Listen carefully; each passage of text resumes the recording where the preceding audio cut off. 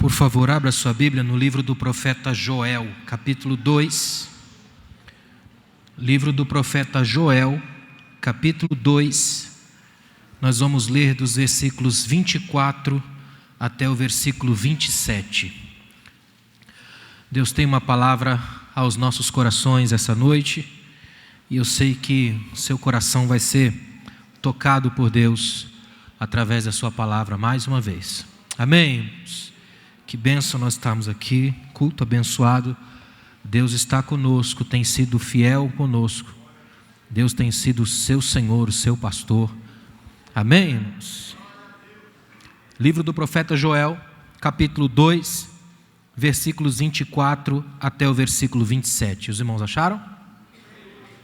Diz assim a palavra de Deus: as eiras se encherão de trigo e os lagares transbordarão de vinho novo e de azeite. Assim vos restituirei os anos consumidos pelo gafanhoto migrador, pelo assolador, pelo destruidor e pelo cortador, meu grande exército que enviei contra vós. Comereis à vontade e vos fartareis, e louvarei o nome do Senhor vosso Deus, que agiu em favor de vós de maneira maravilhosa, e o meu povo nunca será envergonhado. Vós sabereis que eu estou no meio de Israel, e que eu, Senhor, sou o Senhor, vosso Deus, e não há outro, e o meu povo nunca mais será envergonhado. Amém. Que palavra tremenda. Pode sentar. Eu estava meditando essa manhã sobre esse texto, quando o pastor Salmo me disse que ministraria aqui à noite, e eu fiquei com isso na minha mente. É tempo de restituição, é o que eu quero falar aqui essa noite. Amém, irmãos? E esse texto em particular, esse Joel geralmente é mais conhecido pelo texto que eu não li, que é a sequência do texto: derramarei do meu espírito sobre toda a carne. Mas hoje eu fiquei com esses versículos na minha mente. É como se eles insistissem em voltar o tempo todo e mexer profundamente comigo. É um texto que eu acho brilhante a forma como Joel coloca. Joel tem uma capacidade diferenciada de escrever. Aliás, o nome Joel, o nome do profeta, significa o Senhor é Deus. E na linguagem bíblica, na forma como os profetas se manifestavam, o nome deles tem muito a dizer. Israel, por exemplo, quando está numa situação de caos, de crise, Deus manda um profeta cujo nome é Abacuque, que significa abraço. É como se Deus estivesse dizendo: calma, eu sei que está tudo em crise aí, mas eu tenho um abraço para vocês. Ou seja, de vez em quando Deus tem uns nomes assim tremendos dos profetas.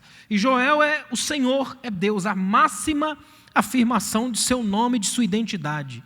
E o profeta chega com um nome como esse, tão forte, mais do que um nome, é um ato de adoração. É construção da memória histórica da adoração. Ou seja, olhar para esse profeta, para Israel nessa época, é lembrar a afirmação de que o Senhor é Deus. Se tem uma coisa que nós precisamos restituir, antes de Deus restituir algo a nós, é a confiança em Deus. Então aqui essa noite eu quero deixar bem claro, logo assim de cara aos irmãos: antes de Deus restituir alguma coisa a nós precisamos restituir a Ele a confiança no seu nome. Se você confia no nome, na identidade, no caráter de Deus, então grande parte da coisa já está resolvida. Primeiro a gente restitui algo, depois Ele vem e restitui o impossível a nós, porque essa é a habilidade dEle. Então precisamos aqui começar certo, começar daqui para lá, aprendendo de uma vez por todas que a nossa fé, a nossa confiança precisam estar no inabalável caráter de Deus. De que precisamos confiar em Deus mesmo quando Deus parece estar contra nós. E essa é a parte mais complicada, é a parte mais difícil. O profeta Joel é um profeta obscuro, é um profeta que você não tem muita coisa dele. Sabe-se muito pouco sobre a biografia, a escassez de dados é muito grande. O livro dele é um livro curto, porém intenso, mas é um livro que ainda fala. E uma coisa que me chama a atenção na Bíblia é que às vezes, a gente olhando para esses textos, que quase a gente não dá muita coisa, não olha muito, porque nós vivemos numa igreja do triunfalismo, e igrejas do triunfalismo faz leitura seletiva da Bíblia, pega apenas umas leituras de paliativo, de vez em quando. É como se a Bíblia fosse um analgésico para suportar a dor de cabeça de viver. Esses textos são diferentes. São textos que têm uma história, um contexto, um lastro, uma profundidade, que exigem da gente uma certa desaceleração para ouvir o que o texto tem a dizer. É um texto cujo melhor símbolo para nós hoje é do que é o profeta, de uma denúncia e também de colocar a gente numa nova consciência. Então esse homem, esse Joel, esse profeta que se levantou lá atrás, deixou uma marca profunda na história do profetismo judaico. Ele é o profeta que sempre se lembra quando se fala da descida do Espírito. É o profeta que vai entrar na boca de Pedro logo no primeiro sermão, assim que vem o Espírito no Pentecoste, ele busca a profecia de Joel e à luz do que está acontecendo, com a lente do Espírito, ele interpreta.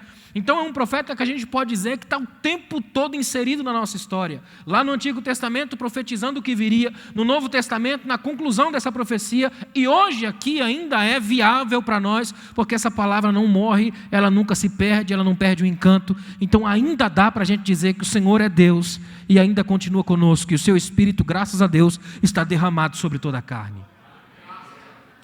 O problema é que nós vivemos dias de perdas absurdas. Nossos dias são dias cruéis, dias difíceis, dias de um presente senso de decepção. Nós estamos vivendo num mundo que é altamente destrutivo, a nossa alma fica constantemente exposta às ameaças e aos ataques brutais.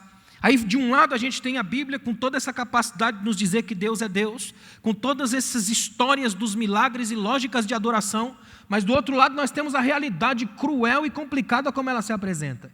E a gente fica bem no meio disso, entre tudo que Deus já disse e entre aquilo que a gente vê todos os dias. Dá uma sensação estranha. Muitas das vezes a gente vê como se isso fosse apenas as coisas do passado, como se já não acontecesse. Aliás, o século XXI já nasceu, batizado, segundo alguns filósofos e sociólogos, de a era da decepção. É como se nós ansiássemos tanto pelo futuro, mas quando esse futuro nasceu, a gente olhou bem para ele e disse: esse filho não é meu. A gente esperava um outro futuro, e esse futuro nasceu e atropelou as nossas ânsias e percepções. Então o século XXI já nasce batizado de a era da decepção. O otimismo minguado de alguns parece não contagiar a massa. O gosto amargo da frustração vai provocando náuseas na vida. E aí a gente vai ficando com aquela sensação de que mais um culto, mais um louvor, mais uma palavra, mais um dia que eu vou ter que ir lá, mais uma semana. Sempre que vem esse mais um é quase menos, porque a sensação de peso é complicada. Aliás, o que nos faz estar aqui hoje é a certeza de que o Deus que nós servimos nunca ficou velho, nunca perdeu o encanto, de que isso aqui sempre se renova. Aliás, irmãos, para ser sincero com vocês, eu sou um estudioso. Se tem uma coisa que me encanta na igreja é o senso constante de renovação. A gente vem todo dia no mesmo lugar, canta do mesmo jeito, faz do mesmo jeito, mas nunca volta igual. A gente lê a mesma palavra, mas ela sempre transforma, ela sempre muda. Agora a vida de alguém está sendo mudada em algum lugar por impacto desta palavra, porque nós estamos diante de um Deus que nunca perde o encanto, que nunca é atingido pelo que está acontecendo no mundo e na vida. Nós ainda estamos aqui porque Ele nunca perdeu o controle da história. Ele é o Senhor da nossa vida, por isso a Ele nós rendemos glória. A restituição que nós precisamos, e nós precisamos de restituição, não é aquela triunfalista, bobalhada que se canta quase sem acreditar. Não é uma espécie de tragédia otimista do brasileiro crente que canta para ver se a coisa acontece. Eu não estou falando dessa restituição que a gente nem sabe direito o que significa. Eu estou querendo falar hoje de uma restituição integral, plena, aquelas que só Deus é capaz de gerar, nas áreas que geralmente a gente não precisa, a gente não busca e mais precisa, perdão. Muitas das vezes a gente esquece algumas das áreas mais difíceis da nossa vida, porque geralmente quando se pensa em restituição hoje, se pensa logo no cifrão, no lado financeiro da coisa. E o que Deus quer restituir para nós é coisa que o dinheiro não compra. O que Deus quer restituir para nós aqui hoje é a capacidade de ficar de pé, de erguer a cabeça na vida e sair feliz daqui pelo que Deus tem feito em você. Eu não quero pregar aqui hoje que você vai receber um milagre, quero pregar que você vai ser um milagre. Seja um milagre, não apenas receba um. Que você saia daqui sendo um milagre, para ser a resposta de oração de alguém. Eu coloquei algumas coisas aqui, restituição é um milagre de restaurar o que se quebrou, de consertar o que se destruiu, de você encontrar aquilo que foi perdido, de sorrir onde só havia choro. Uma restituição que te faça lembrar que Deus não perde a gente, nem quando a gente se perde da gente. Ele permanece o Senhor da nossa vida.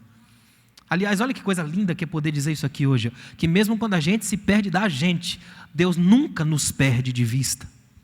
Já parou para pensar nisso, que nós somos alvos constantes do foco do olhar de Deus? Outra coisa interessante é que restituição é redescobrir o encanto, é saber que antigas feridas podem ser transformadas em notas de louvor, símbolos da cura e do recomeço. Olha a palavra de Deus para você aqui hoje. Hoje Deus está nos dizendo que é possível recomeçar. Que Deus quer que você tenha um novo start, um novo tempo, que levante a cabeça e perceba que é possível começar de novo, é possível respirar o ar da novidade novamente, é possível ter esperança de novo, é possível batalhar outra vez, é possível reconstruir castelos que foram quebrados pela vida, é possível sair daqui hoje de pé. Deus está dizendo para você, dá ainda é possível. Se você está vivo aqui hoje, é porque Deus ainda acredita em você. Ele sabe que é possível. Restituição é a mãe que abraça a filha em depressão e sinaliza que pode haver um amanhã. É a família que se restitui novamente. Restituição é o pai que olha nos olhos do filho drogado e enxerga cura. É o casal que acredita que o amor pode vencer a possibilidade do divórcio. O que é restituição? É Deus olhando para nós e dizendo, é possível, pode começar de novo. Hoje você pode zerar o calendário e começar novamente.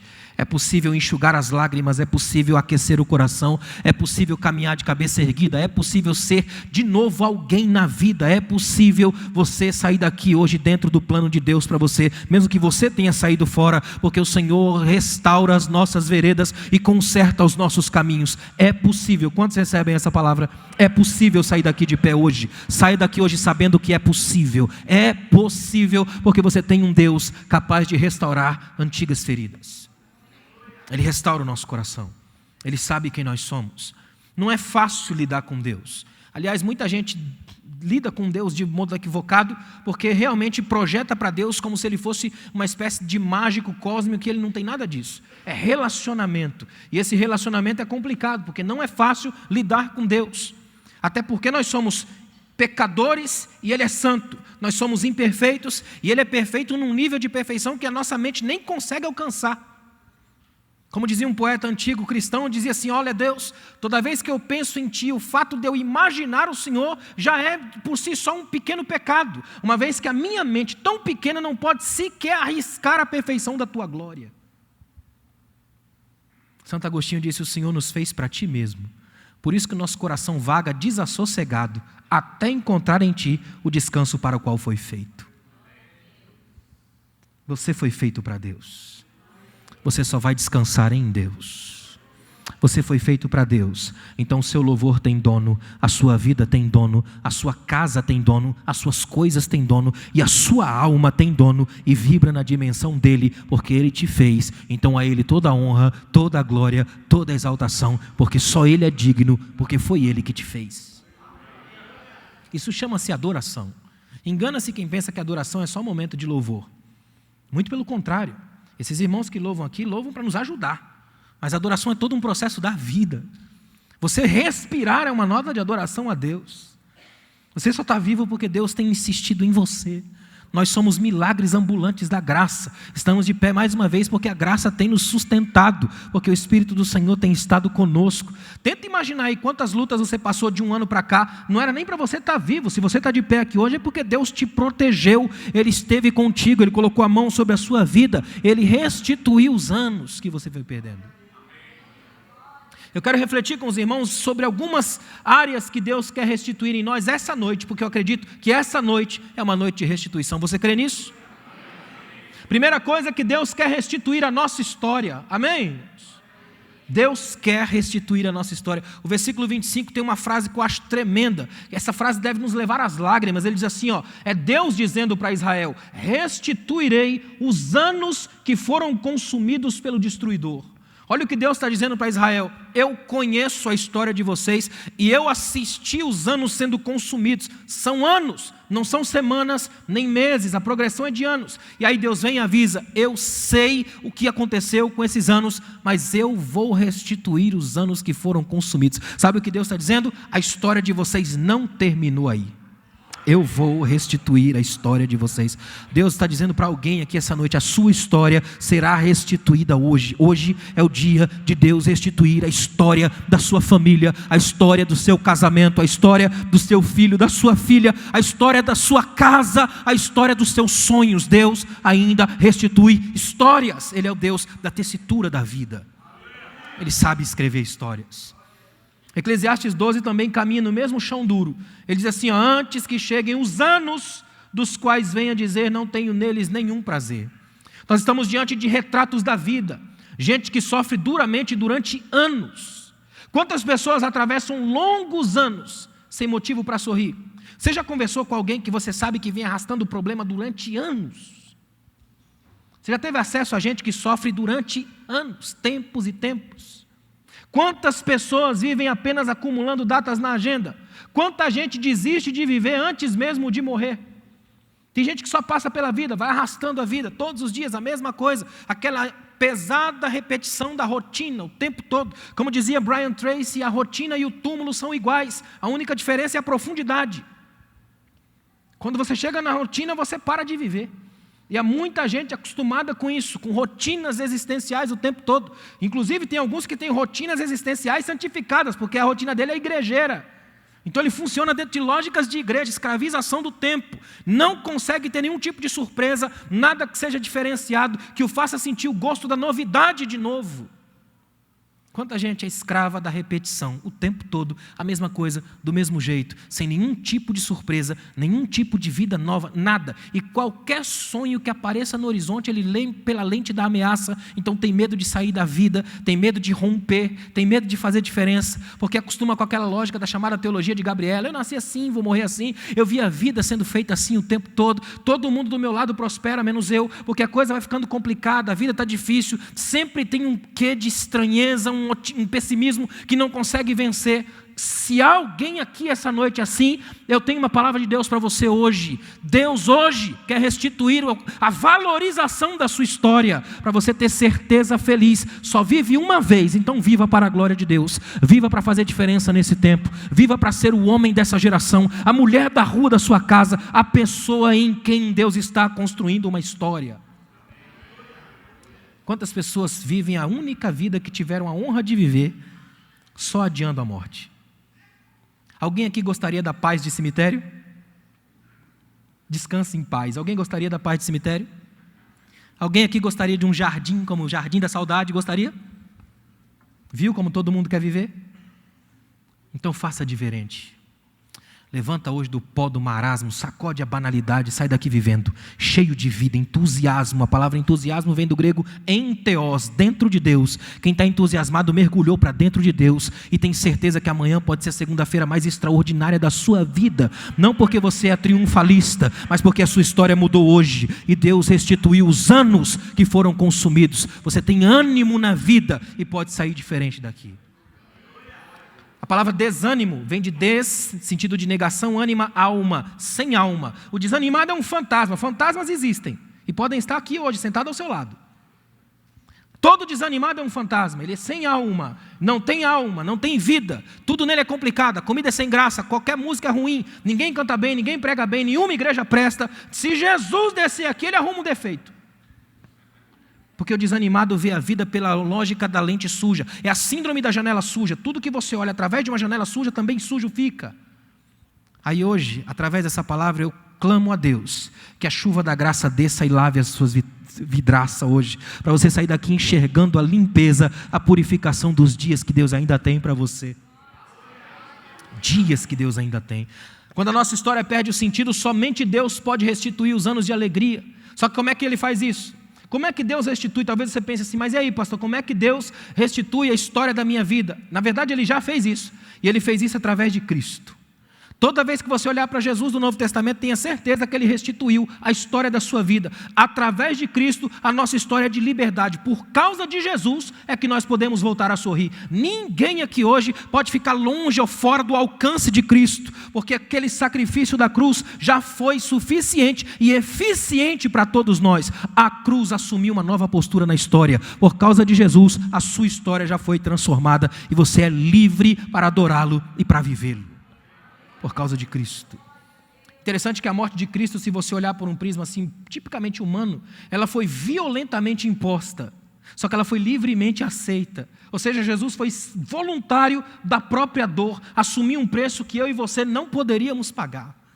E Ele assumiu esse preço para que nós estivéssemos aqui. Agora imagina essa perspectiva aqui, ó. Você saber que acima de qualquer coisa, você tem um Deus que foi capaz de entrar na história e na cruz, assumir um novo padrão, por si só, isso já é motivo de adoração. A partir de agora, toda vez que você vê a expressão antes e depois de Cristo, coloque isso como verdadeiro na sua história, antes e depois de Cristo. Até Cristo, sua história era complicada, dele para frente, tudo mudou. Até a cruz, que era sinal de crise, de morte, por causa de Jesus, agora é sinal de vida. Ela era o lugar onde se morria, por causa dele é o lugar onde se vive. Jesus mudou a história de todas as coisas, e Ele pode mudar a sua história aqui hoje. Não existem histórias que Jesus não possa mudar. Não há história que Jesus não possa transformar. Deixa eu dizer uma coisa muito séria aos irmãos. Crente tem um certo problema em equiparar forças. Ele costuma acreditar realmente que Satanás é um monstrão complicado e que de vez em quando, é quase aquela lógica de sessão da tarde, ele bate, só morre no final. Crente tem muito essa mania. Eu quero deixar bem claro aos irmãos aqui, ó. Escute uma coisa aqui, ó. Satanás, o inimigo das nossas almas, já está derrotado. Ponto. O nosso Cristo não está brigando com Satanás. Ele está acima de tudo e de todos. Foi-lhe dada a chave da morte e do inferno. Ele tem todo o poder. Ele é o Senhor de toda a vida. Está acima de tudo. Não há nada que Cristo não possa restaurar. Não há nada que Cristo não possa fazer, não há nada que Cristo não possa trazer na sua mão. Você só está vivo hoje porque Jesus ainda te abençoa, ainda te abraça e o melhor de tudo, ainda te ama. Por causa de Cristo, a nossa história pode ser transformada. O que é a restituição da história? É uma das especialidades de Jesus. Quando você olha no Novo Testamento, cada pessoa que encontra com Jesus vem com uma história marcada de dor e de crise. Encontra com Jesus, a história de vida é transformada. Tem diversas histórias dessas. Por exemplo, uma que eu amo é João capítulo 9. Jesus está com os discípulos em Jerusalém, de repente ele passa a ver um cego de nascença. Aí Jesus olha para o cego e os discípulos já olham perguntando pela história. É aquela pergunta perigosa que sempre acompanha religiosos, caçadores de pecado na vida dos outros.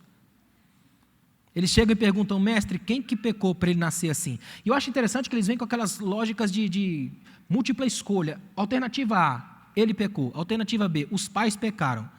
Porque para eles é binário, ou um ou outro, não tem como ter uma outra perspectiva. É como se Jesus dissesse: posso mostrar para vocês a alternativa C? Nem ele, nem os pais pecaram. Ou seja, baixem a bola, ele é melhor do que vocês. Hoje ele vai ensinar para vocês como é que Deus age enquanto ainda é luz.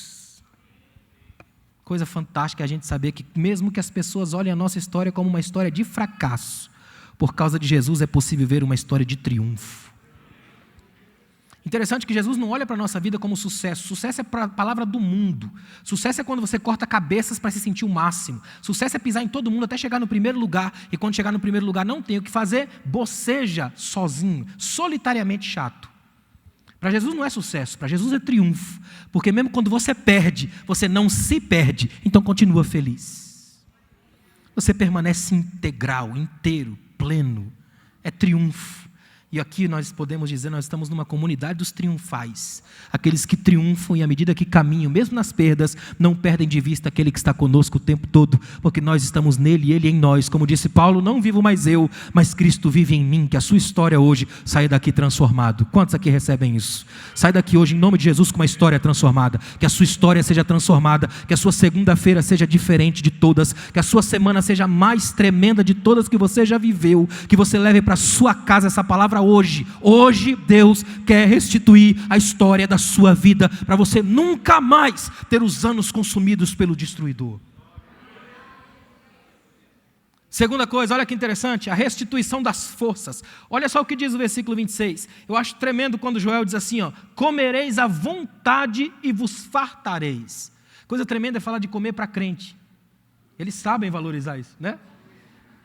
Comereis e vos fartareis. Deus conhece crente. Deus não é só comereis, é comereis à vontade e vos fartareis. Eu acho brilhante a forma. A mesa da restituição é o lugar sagrado da restauração das forças. É tão bonito o texto de Joel por causa disso aqui, ó. Joel não apenas coloca uma teologia abstrata, distante. Vocês vão comer. Ele faz questão de dizer: comerão e vos fartareis. Ou seja, eu quero que vocês saibam que vão comer como se come em casa, de verdade. Vocês não vão comer como quem come em restaurante chique, fazendo caras e bocas e com vontade de chegar em casa. Vocês vão comer quando chega em casa. Comereis e vos fartareis. Vai sair pela boca. Vocês vão comer sem regras de etiqueta. Vocês vão comer de verdade, vão comer com gosto. Irmão, você já comeu comida que não tinha gosto? Minha mãe tem uma frase chamada filosofia baiana. Ela costuma dizer que tempero de comida ruim é fome. É verdade. Quem está com fome come até comida gelada, é ou não é? Sabe por quê? Porque você dá valor àquilo que tem. Eu queria que essa noite, quando você chegasse na sua casa, se você pudesse fazer isso, agradeça a Deus pela sua mesa. Se você tem mesa, tem os pratos para colocar nela. Agradeça a Deus pelos pratos. Se você chegar lá e a pia estiver toda suja, agradeça a Deus que você teve o que comer, por isso a pia está suja. Agradeça a Deus porque tem alguma coisa lá. Escuta o que eu vou te dizer, quando Deus restaura as nossas forças, a gente come bem, doente não come. Se você comeu e vos fartou, é porque o que havia em você agora era saúde. Quando tem saúde, come. E Deus quer dar saúde para a sua alma aqui hoje e restaurar as suas forças para você sair daqui comendo e feliz.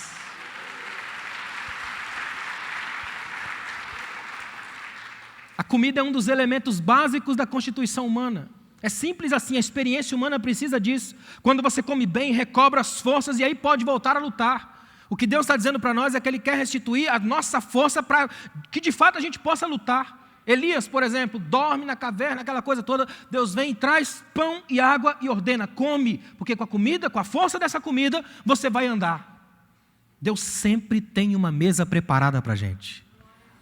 Olha que coisa tremenda, Deus nos chamou aqui hoje para cercar uma mesa e dizer para nós aqui hoje, você pode ter chegado a essa mesa se arrastando, sem vontade nenhuma de comer, só que agora Deus vai dar a você força e você vai comer e vai sair daqui com as forças restauradas para a honra e glória do Senhor. O banquete está posto, a mesa está farta, fique à vontade. Deus vai fazer você sair daqui assim. Aliás, a Bíblia é o alimento divino para nutrir a nossa alma, é o único alimento que produz em nós a verdadeira satisfação. Interessante que tem uma outra tradução para o mesmo texto que eu li, que na minha tradução aqui coloca assim, comereis e vos fartareis. Aí eu fui olhar numa das outras Bíblias que eu tenho na minha biblioteca, e a tradução diz assim, comereis até ficardes satisfeitos. E eu gostei dessa expressão, satisfeitos, até porque satisfação é palavra rara hoje. Nós vivemos numa geração que tem dificuldade de se satisfazer. É um artigo de luxo numa geração que se entope de lixo. Nós vivemos na era dos insatisfeitos. Pouca coisa hoje traz de fato satisfação. Tanto que a gente chega o tempo todo, a vida toda, com tanta coisa, com excesso de tanta informação, que a gente não consegue nem mais sentir de fato o que é verdadeiro, o que não é. Você já percebeu como nós vivemos numa geração de tanto excesso? Excesso literalmente de tudo. Nós chegamos a um nível de excesso de excesso. Quem anda muito de avião, aí eu pergunto a você, você leva a sério no aeroporto quando a menina diz, última chamada? Ela vai falar isso 15 vezes. Agora, se você soubesse que quando ela fala última chamada, era a última chamada, como é que você faria se estivesse no portão 1 e o seu voo fosse no portão 27? A gente tem excesso de informação, e quando tem informação demais, acaba não informando, porque informação em excesso não informa, deforma. É por isso que a Bíblia não é excesso. Já percebeu que a Bíblia é um livro completamente equilibrado? Ela diz uma coisa aqui, depois, algum tempo lá na frente, ela dá uma pontuada no que falou lá atrás, e lá no final ela relembra, ponto. O que ela está dizendo é que é preciso alimentar-se de uma sabedoria constante, para que você não precise do excesso de coisas. Já viu quando alguém marca assim, não, vou na sua casa, aí o cara fala, beleza, então vamos lá. Terça-feira, 3 horas da tarde, tá bom, terça-feira, 3 horas, aí eles falam isso 12 vezes. E o que acontece? Não vão. Não é? Nós temos essa mania, porque excesso de coisas. Esse texto fala de comer e vos fartar, não no sentido do excesso da comida, mas no sentido de que agora o migrador, o gafanhoto, o inferno que atingia, foi tirado. Então Deus restituiu os anos que foram consumidos e o melhor de tudo, restituiu o desejo de comer, porque não adianta nada você ter comida, mas não ter desejo. Daí vem tédio. Tédio é posse sem desejo. É o rico que tem tudo e quando tem tudo, não tem mais nada para comprar, aí tenta comprar a si mesmo. A lógica aqui é satisfação. Sabe o que é satisfação aqui? Não é você ter banquete extraordinário à mesa. É comer feliz aquilo que está na sua mesa.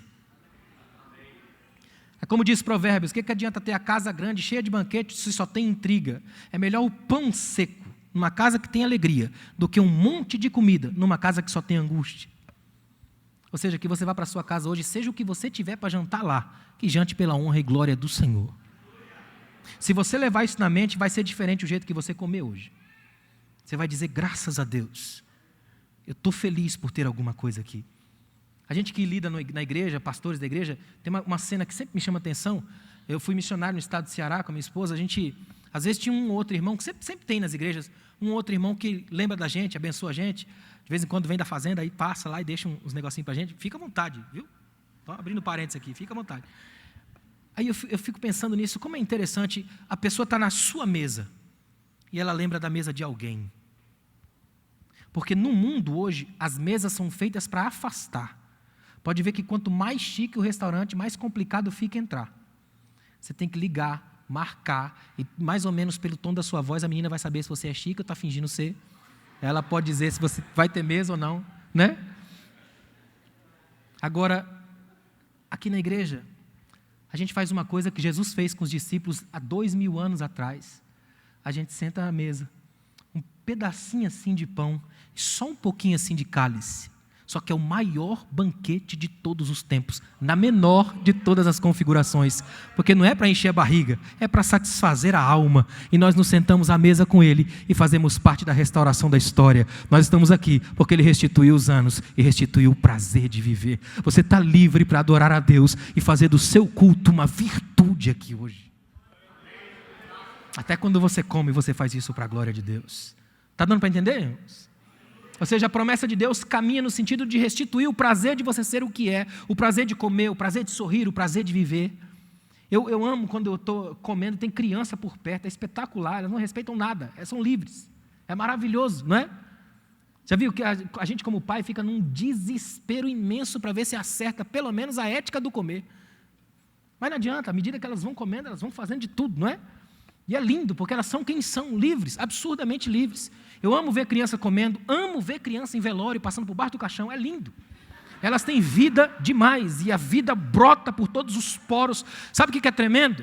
Nós precisamos lembrar de uma coisa que é maravilhosa. Nosso Jesus foi capaz de parar de pregar. Ele parou uma pregação para segurar a criança no colo.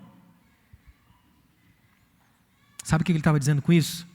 Eu amo quando os meus filhos não são meninos chatos da religião, mas felizes crianças do reino. Aquelas que fazem a diferença na vida. Você está aqui hoje e é feliz porque Jesus te ama, porque Ele é seu Pai de amor, porque Ele conhece você. Ou seja, isso aqui não é só um culto que a gente vem numa agenda de culto, senta num domingo, fica um do lado do outro, canta, expulsa uma lágrima de vez em quando e vai cada um para sua casa no final do culto, só para cumprir o finalzinho de Lucas, e cada um foi para sua casa.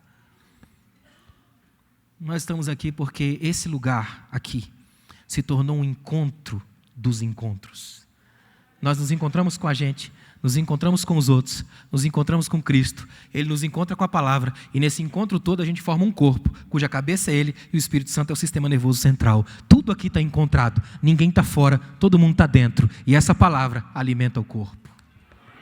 Aí você vai para casa feliz e vai dormir em paz, porque a graça de Deus está sobre a sua vida, restituindo as suas forças aqui essa noite. Que o Espírito Santo restitua as suas forças, a sua alma, o seu canto, o desejo de ser e de viver. É tão tremendo isso que o texto, ainda no versículo 26, termina dizendo assim, ó, e louvareis o nome do Senhor. Sabe o que me chama a atenção? Deixa eu mostrar um detalhe aos irmãos que para mim, eu sou empolgado demais com isso. É por isso que eu sou apaixonado pela interpretação bíblica. Olha o detalhe disso aqui. Ó. O texto começa dizendo, comereis e vos fartareis, satisfareis. Aí termina dizendo, e louvareis o nome do Senhor. É interessante a gente notar a sequência correta, a dinâmica. Primeiro comam à vontade, depois louvem. Por quê? Porque você só canta de verdade com forças restituídas. Já experimentou cantar com fome? Cantem. Olha o que Deus está dizendo. Eu estou vendo que vocês estão cansados. Anos de luta, de sofrimento, por um exército que eu mesmo mandei. Olha para mim. Tem um monte de crente achando que o gafanhoto, o migrador, esse negócio, tudo coisa do diabo. Olha no texto. O texto está bem claro aí. Deus está falando, o meu exército que eu enviei, Ele mandou. Ele sabe o que você passou. Ele conhece a luta que você passou. Ele sabe por que fez você passar por isso. E por que Ele não te explica? Não é porque Ele quer deixar você na escuridão. É porque você não tem capacidade para entender. Aí Ele chega e começa assim, ó: eu sei o que você passou, sei por onde você passou, sei porque te fiz passar. Agora eu trago você de volta, eu restituo os anos que foram consumidos e eu restauro as tuas forças. Está vendo a mesa? Senta e come o que você quiser, do jeito que quiser, até se fartar. E aí Deus sai de cena. O que você faz? Come, levanta, e aí vem gratidão. Aí você adora e cumpre tudo plenamente perfeito, porque onde Deus entra tem ordem. Primeiro a luta, depois a glória, depois a mesa, depois o louvor. A adoração vem para coroar a parte final da vida. É por isso que o livro de Apocalipse está no final da Bíblia. Não é livro de monstros, é livro de adoração. Infelizmente, no Brasil, na década de 80 e 90, nós tivemos uma espécie de monstrificação de Apocalipse. Muita gente lia Apocalipse apenas como uma espécie de vampirização gospel, lembra disso? Demônio para tudo quanto é lado, monstro, dragões e tal. Eu nunca esqueci na igreja da minha infância que tinha um obreiro lá que fazia um seminário desse, e ele tinha assim um cartaz grandão que ele colocava atrás, com tudo quanto era demônios, desenhos dos demônios, as cores dos demônios, os nomes dos demônios. O cara era um gênio demoníaco. E a gente voltava para casa morrendo de medo. Só que o medo dura pouco, irmãos. É estranho isso. Toda espiritualidade que é instigada pelo medo dura pouco, porque a nossa malandragem vai além do medo. É por isso que Jesus nunca ganhou ninguém pelo medo, mas pelo amor. Ele nunca te chamou para fugir do inferno, Ele te chamou para entrar na glória. É diferente. Ou seja, primeiro Deus enche você até se satisfazer, e depois Ele se satisfaz em nós. Isso chama-se teologia do prazer. A gente vem aqui para adorá-lo em gratidão e dizer: Senhor, obrigado porque o Senhor fartou a minha alma, o Senhor restaurou as minhas forças. Você poderia fazer um minuto de gratidão a Deus aqui agora?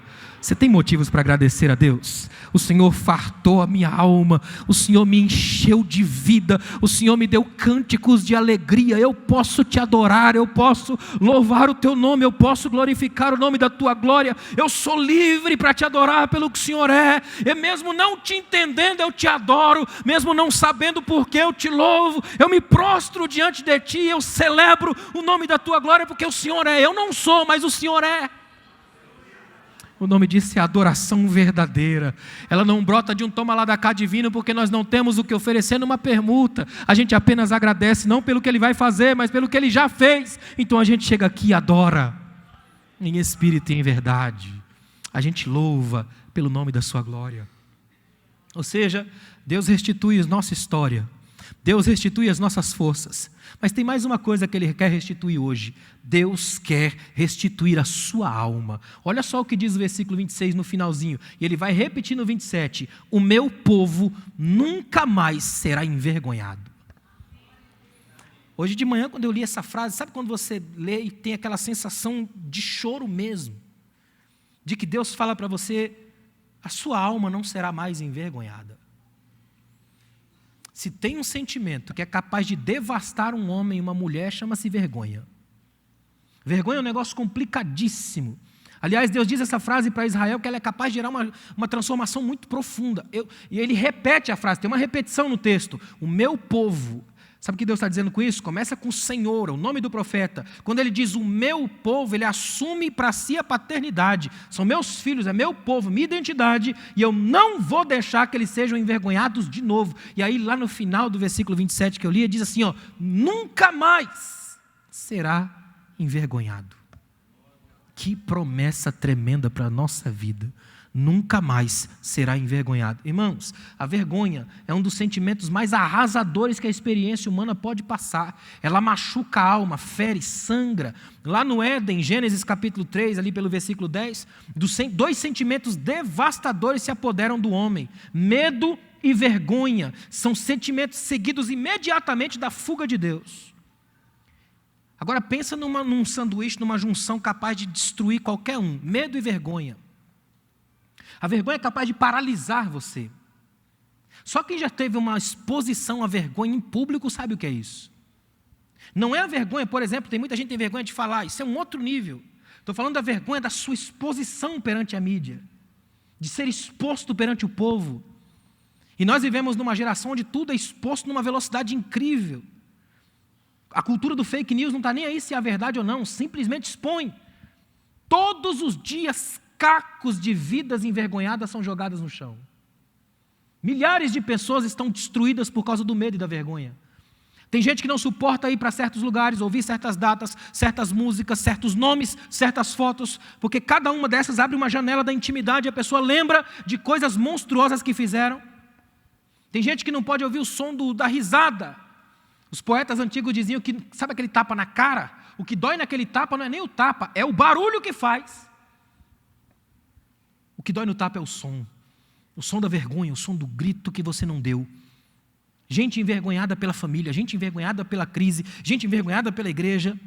Há muita gente marcada pela vergonha e isso gera fissuras profundas na alma. Ainda hoje, homens e mulheres sofrem vítimas do medo e da vergonha, porque medo e vergonha ainda são usadas como arma de intimidação pelos chantagistas e pelos carrascos da culpa.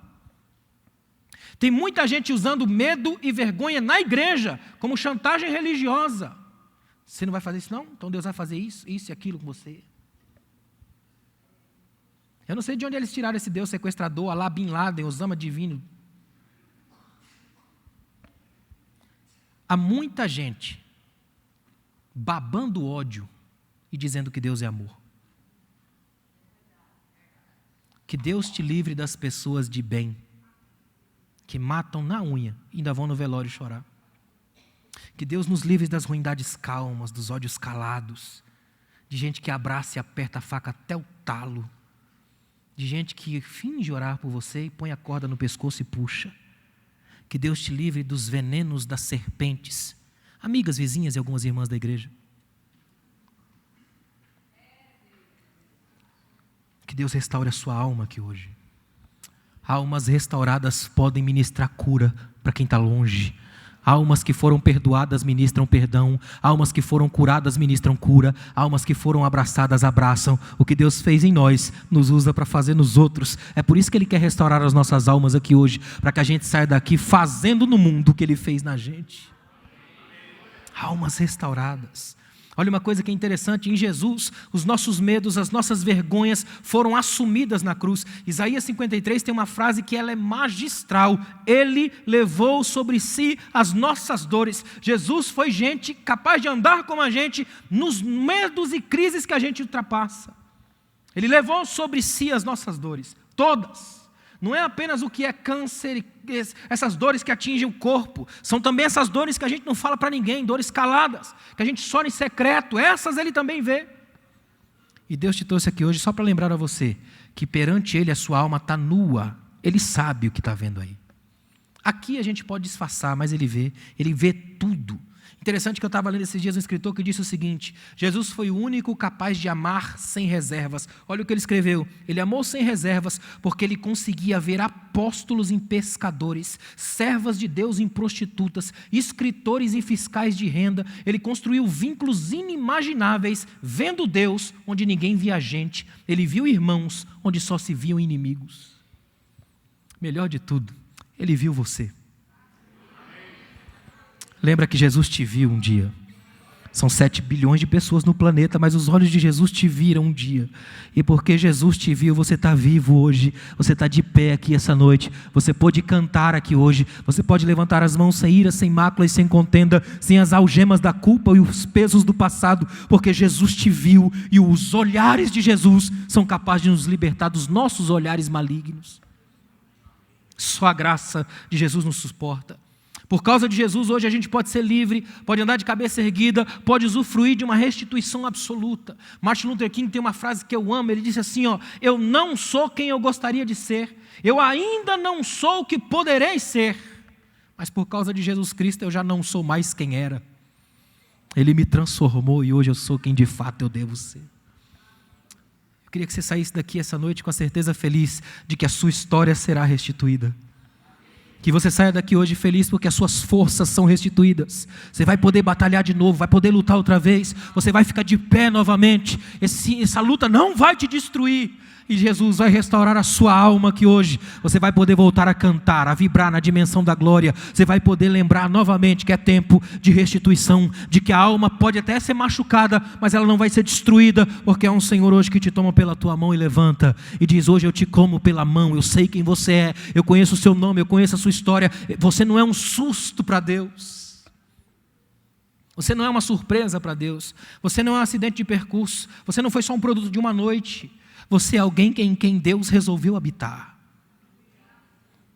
Há muita gente sofrida e marcada nas igrejas porque, por incrível que pareça, quando a gente passa a usar os púlpitos apenas como uma espécie de autoajuda gospel, isso não ajuda ninguém. Mas quando a verdade é ministrada na palavra, ela liberta, ela restitui vidas, ela transforma almas. Quer um culto de libertação? Vai para a palavra, não é? A verdadeira libertação acontece na palavra, a palavra transforma. Eu lembro de uma irmã que falou para mim: pastor, eu não ouço Deus falar comigo. Eu falei: lê a palavra. Não, ele não fala em voz alta. Eu falei: lê a palavra em voz alta, né? Ele fala conosco o tempo todo. E Ele está falando com você aqui hoje. E hoje a palavra dele para você é de pai para filho. É de pai para filha. Escute o Espírito de Deus dizer a você aqui essa noite: você é a minha filha amada. Você é meu filho amado.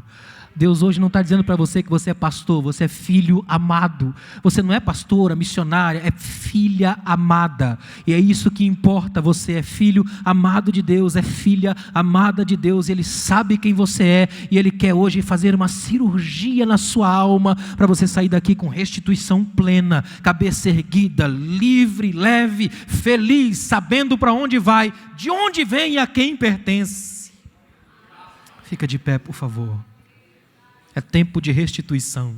Você pode adorar a Deus aí? Agradeça a Jesus, agradeça a Deus. Faça aí um minuto de gratidão a Deus, gratidão a Deus. Só agradeça a Ele pela sua vida, agradeça a Ele pela sua história, agradeça a Ele por você estar feliz aqui hoje, agradeça a Deus porque o Espírito Santo tem sido o seu Senhor, o seu pastor, o seu ajudador, Ele tem estado na sua vida, Ele tem coberto você de graça. Agradeça a Deus, agradeça a Deus.